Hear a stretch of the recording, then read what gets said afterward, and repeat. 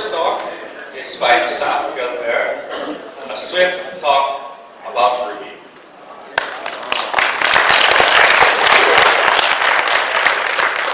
It's nice to see that you still have the power to move your hands after lunch. That's more than I expected. So yeah, my talk is called a Swift talk about Ruby. I could have just called it Swift for Ruby, but I really wanted to make that joke. I also could call it why not to do live coding, but you'll see why in a few minutes.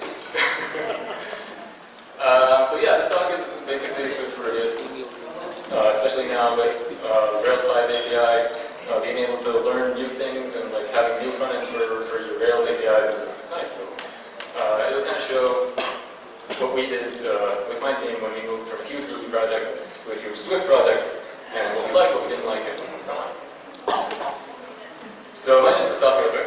I've been doing Ruby for a while, and I've been doing Swift for a while as well.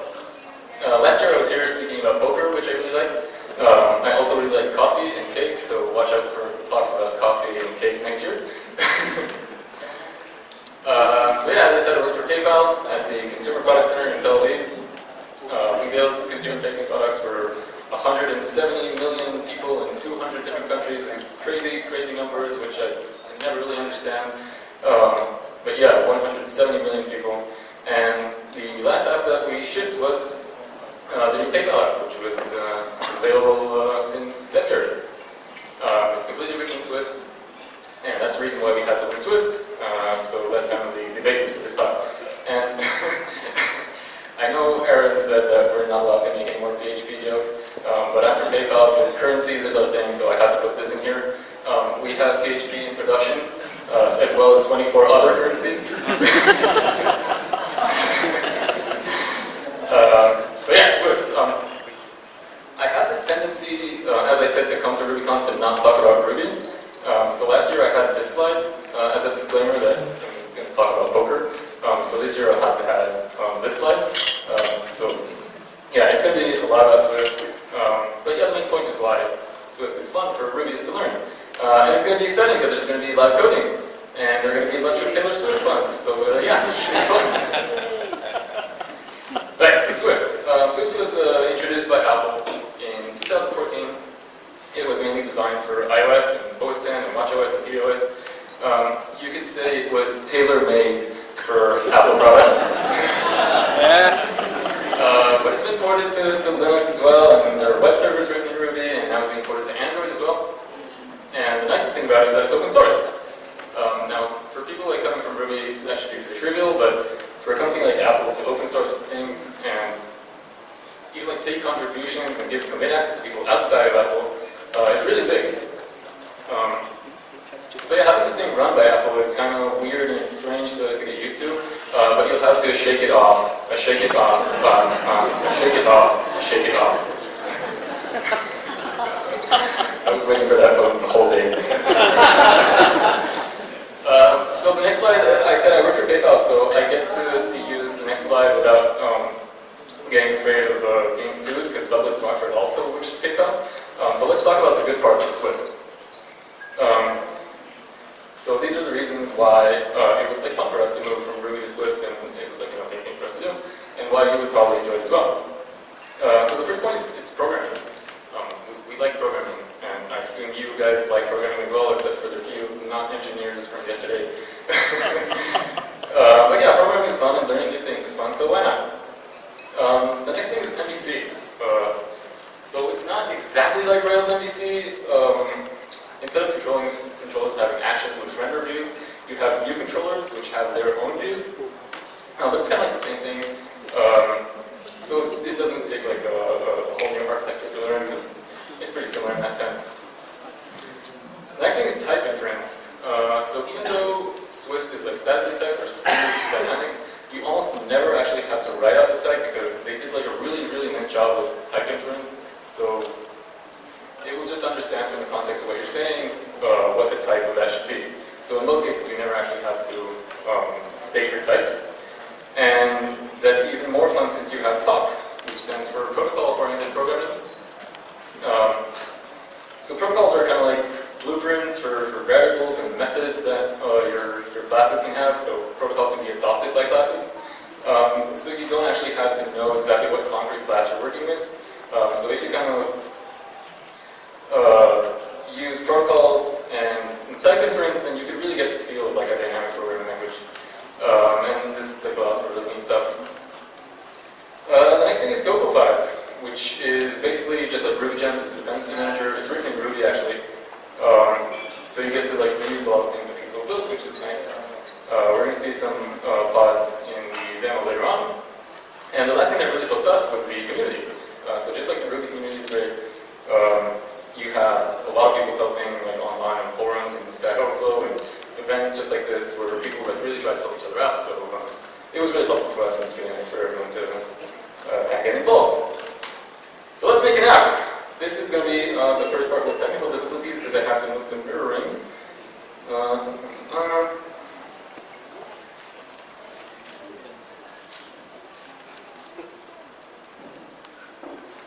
That was actually pretty painless.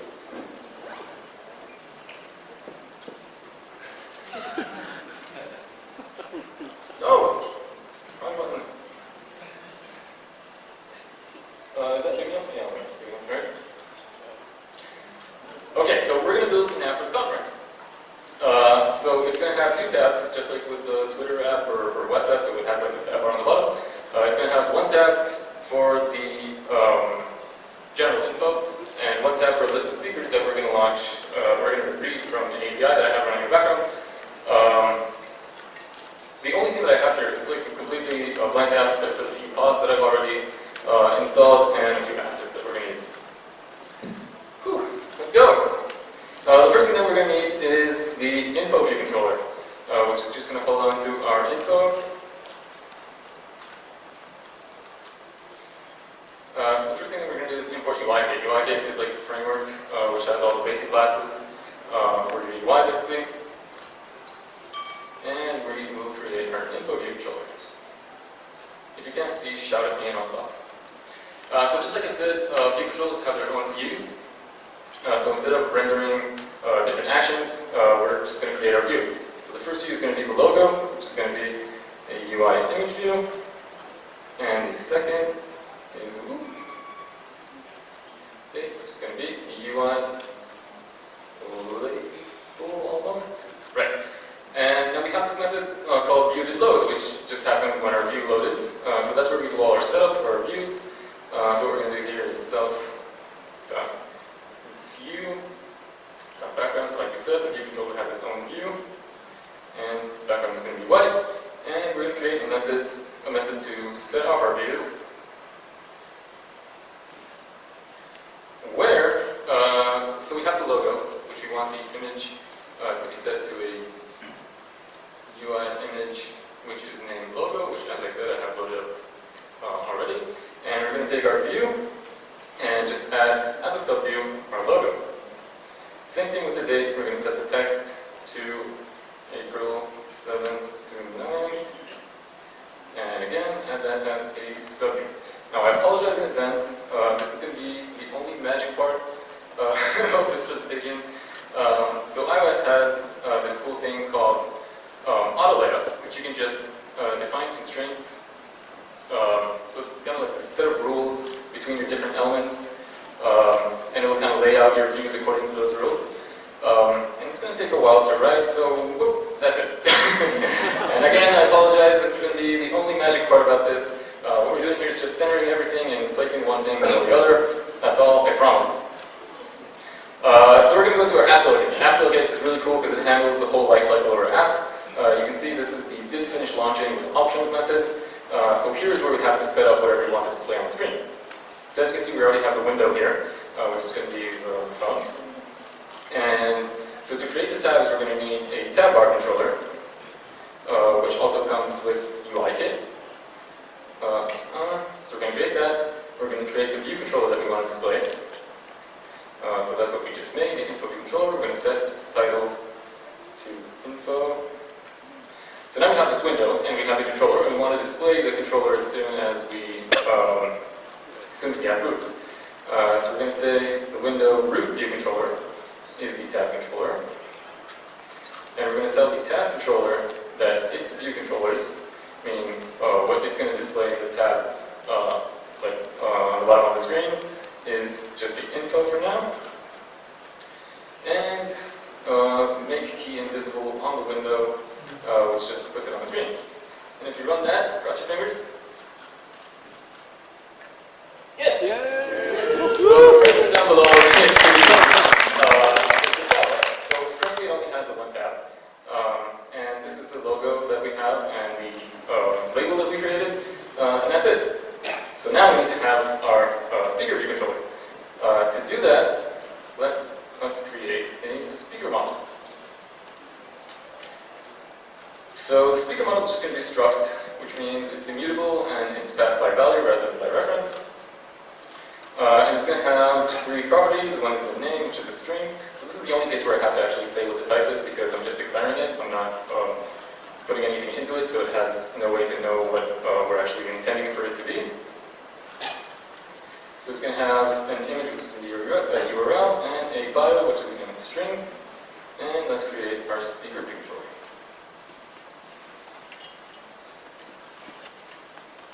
So again, let's import UIKit, and we will create our speakers view controller.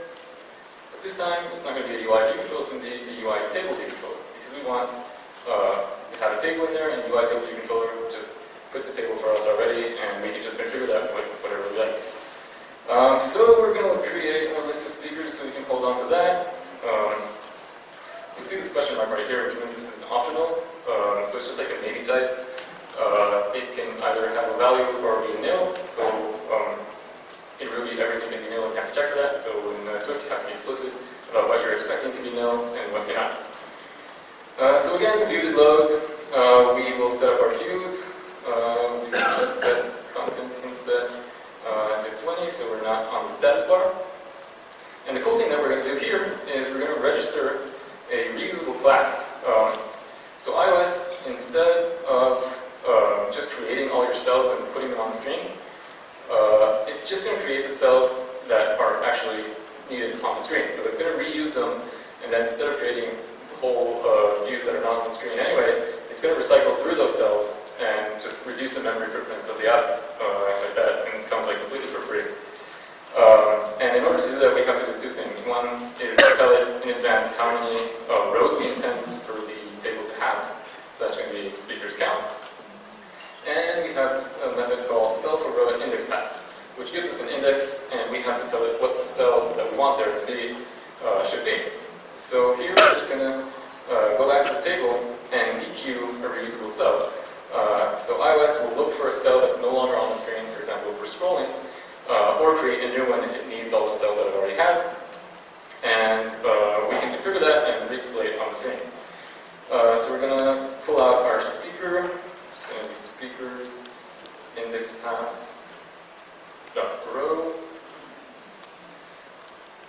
And now we will just set the text label, text speaker name. And we want the image as well. So this is where we're going to use the first pod, which is called AlamoFire image. So AlamoFire is a networking library, and AlamoFire images specifically for images, basically. So we're going to call set image from URL. Nope. Set image from URL. And we're just going to give it the URL for image. And now, when we get when we're done with that, we are just going to, this is like a callback, so when that's finished, we're going to tell the cell that it needs to relay out itself because it has the image now, which it didn't have before. So just set needs layout, we'll tell the cell, recalculate your views with the image that you now have. And we're going to return the cell so it can be put into the table. Going back to our app delegate, we now want to create our speaker view controller. Speaker view controller. Set its title to speakers. And just add that to the list of tabs. Now again, if you run this, so now we have two tabs. Don't know if you can see a new tab for speakers, which is currently empty because we're never building more speakers. So let's do that. So right here, after we do our setup, let's create a method called load speakers. Again, it's going to be a private function, and we're going to just use Alamo Fire for this one. So without the image.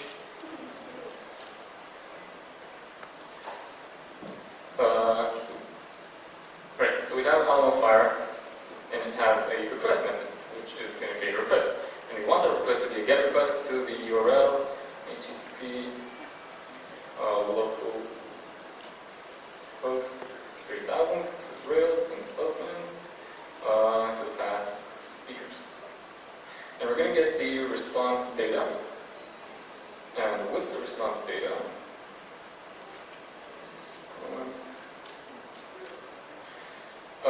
we are going to get the JSON. So for that, we're going to be using our last pod for this demo, which is SwiftyJSON, which just lets you parse out JSON really easily. And we're going to say this is a JSON from the data, response, result, value.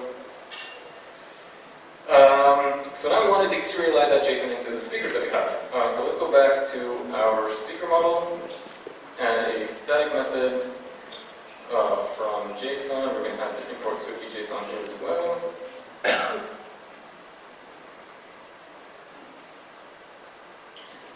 So this is going to get JSON, which is going to be JSON, and it's going to return an optional speaker. So if we have all the data that we need, we're going to return a speaker, otherwise we're going to return nil.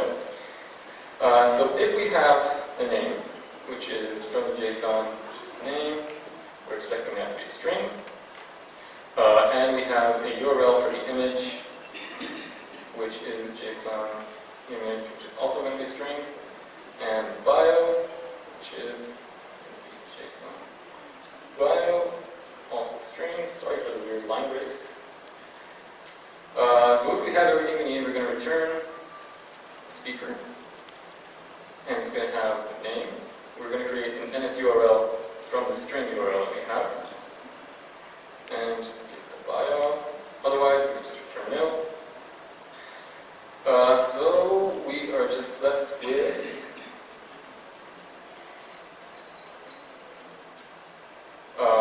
so we can say self speakers. So we want to set the speakers to JSON. We're going to map, and for each speaker in the JSON, we're going to do from JSON and give it the second argument passed into this block. So now it's going to shout at us because we put speakers as a let variable. Let is immutable, so if we just set that to var, that should be okay. And the last thing that's left for us to do, and hopefully this will all work, is we have new speakers now. So we need to tell our table view that we have new data, so it will reload itself and recreate the cells with the new data that we have. Cross our fingers. So we knew we had that. Yes!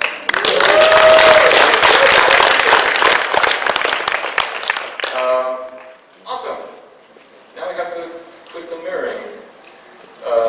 So what we did was just create the info view controller for the info. We created a speaker view controller for the speakers. We loaded up the speakers from the URL with Alamo Fire. We have a speaker model that we created beforehand. And we put all that into a tab bar controller, and it just works. So let's quit our mirroring.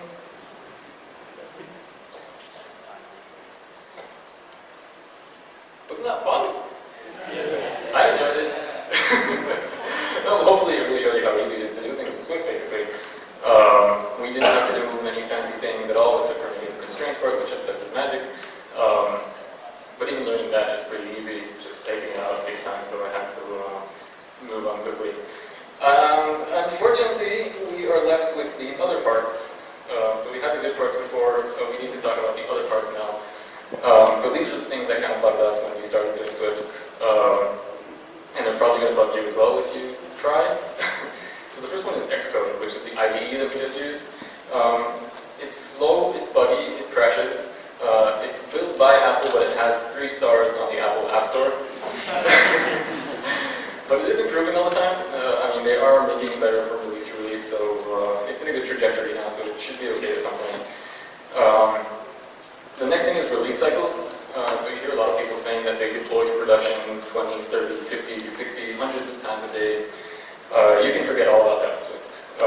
In order to have your app in the App Store, there is a review process by Apple which takes about a week. So if you have a bug in production, it's going to take you at least a week, unless you have some special thing with Apple where they can expedite your review process. But yeah, so try not to have bugs in production, because it's going to be painful. And the last thing is the App Store itself. So getting your app listed in the App Store takes a lot of preparation. You have to get screenshots, you have to get descriptions for everything, you have to have test users for the reviewers, and there's a whole bunch of legal things that you have to sign off on, especially if you want your app to be paid. So there's so much that goes on to just getting your app into the App Store, and it's really, really tough, but it's worth it at the end, right? It's nice to learn new things, it's nice to be able to write apps for your backends. I mean, that's pretty cool. Being able to ship your app in new ways is kind of nice in my opinion. So I would say the best way to start with Swift, other than this talk, which is obviously amazing, is the Stanford course online. That's how we all went when we approached trying to learn Swift. There was a Stanford course, which is on iTunes U and Coursera and all that, by a professor named Paul Hardy, which is really, really good, and it really covers all the basics you need to start creating apps in Swift, and it's a really, really great thing. So for every you who I've motivated to actually try out Swift, I would say this is the best place to start. One last thing before I step down. I made my slides, and then a few days later I remembered that Laurent, the creator of RubyMotion, was going to kill me if I don't mention RubyMotion. So yeah, I had to have one slide about RubyMotion. For those who don't know, RubyMotion is a framework to kind of write native apps in Ruby. And it's really cool. I think they did an amazing job with having Ruby talk to the APIs of different platforms and being able to compile and actually ship your app to the App Store in Ruby. I think it's really, really great. But we're programmers. We like to learn things, and that's basically what we do. So why not actually take the time and learn the actual language that you're going to be developing in? Because that's what gets obviously the most support from the iOS and Apple frameworks. So why not give it the time? That's all I have. Thank you very much.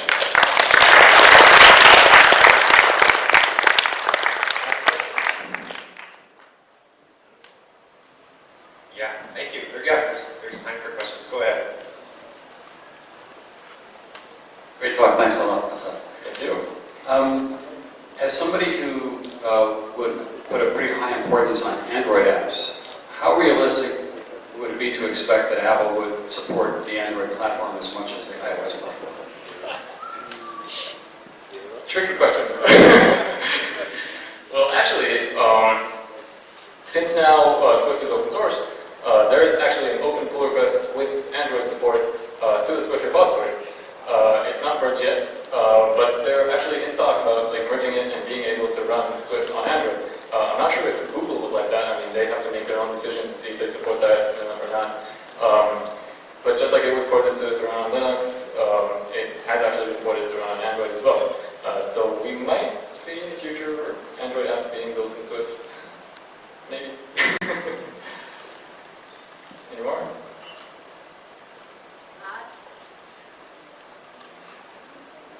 Hey, I have one. So I saw that in a code fragment you use NS URL.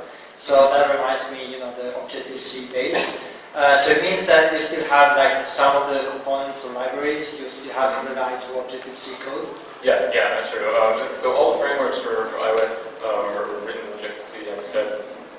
And Apple is just now working on porting all their frameworks into a more Swifty way. So I'm not sure if they're rewriting everything in Swift or just parts of it. But they're kind of changing around their public APIs to look more Swifty. So that should change in the future. Yeah, NS anything basically was partly all of the frameworks for Cocoa and iOS in general. So hopefully that should be gone pretty soon.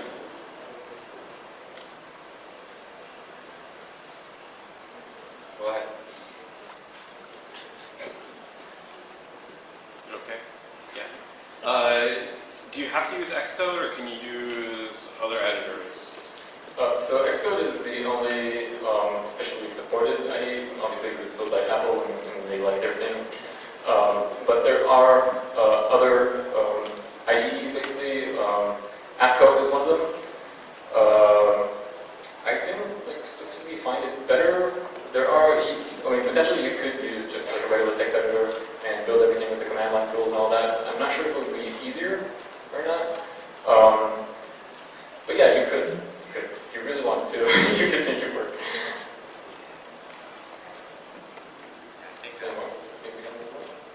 Yeah, okay. Another difference between RubyMotion and Swift, other than language, Swift is totally free, correct? Whereas in RubyMotion, if you put something in production, you have to pay for that. Well, Swift is not, Swift itself is free, but to be able to list your app on the App Store, you have to sign up for an Apple developer account, which costs, I think, $99 per year. So you could still play around with it and run apps on your phone, but if you wanted to ship it out to other people through the App Store, you would still have to pay for an Apple developer account. I think with RubyMotion, you would have to pay RubyMotion and get an Apple developer account, so it would still